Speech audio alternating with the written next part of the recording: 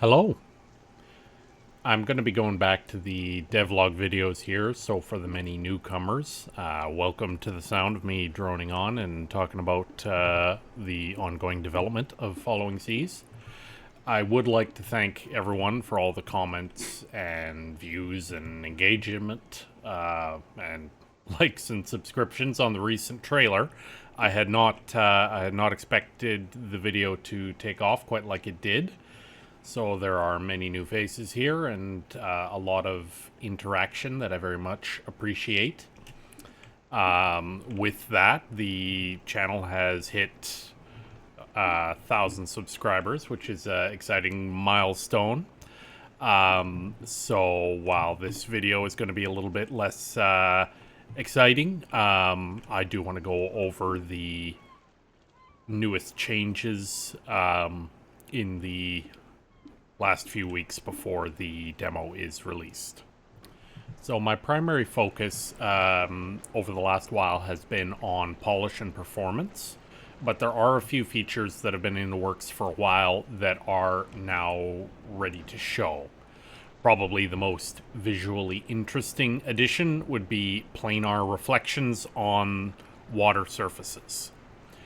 This has been around for a while, but tended to cause a lot of issues with strange artifacts and the reflection of undesired objects, causing things to look really odd at times. I have mostly resolved these issues now, so it's at a point where I'm pretty happy with how it looks.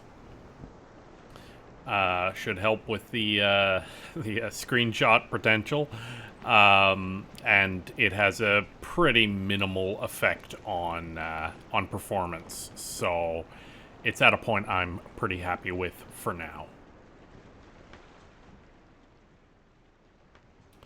I've also had the good fortune to see a real sailing ship in a museum recently, the Nonsuch in Winnipeg, Manitoba. And I was able to gather a good number of reference images of things that are often difficult to find proper images of, both inside and outside the hull. So that's going to help me going forward to improve the existing ships by making them a little more realistic, adding a little bit more detail. For example, on the caravel here, I have significantly increased the number of detail meshes for ropes and cleats and what have you. One of the big things I notice on these ships is the sheer volume of rope that are covering just about every surface, and of course I can't quite get to that level, as they tend to be pretty high poly if you want to go with a more detailed look rather than just texture assets. But I've added a number of elements, and I feel that helps add a bit to the visual interest and detail of these ships. Another thing that's been added, although it's a little bit difficult to show, the wind and weather are now quite a bit more dynamic than they were before. So both will vary over time. Whereas before it was more of a zone-based system.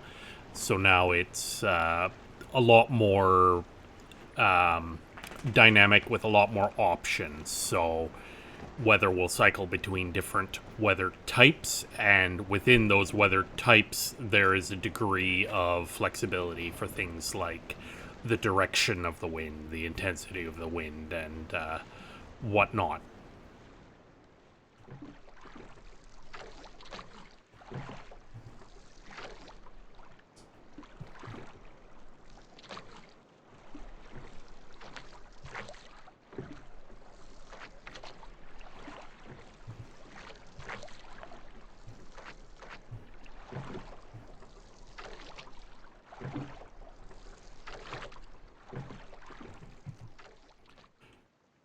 Another thing I've been working on is putting together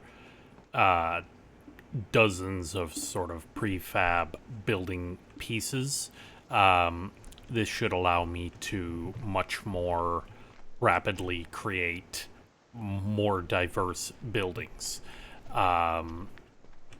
These wall pieces, for example, are among the new pieces, or the various pieces of the tower. I can kind of mix and match them with a lot more freedom now than I could before, which hopefully will allow for quicker construction of more varied buildings.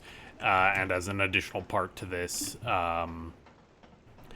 I've been doing quite a bit of detail work and detail passes on the islands that are going to be present in the demo to make things hopefully a little bit more visually interesting, a little bit more varied, and a little bit clearer as to what exactly is going on.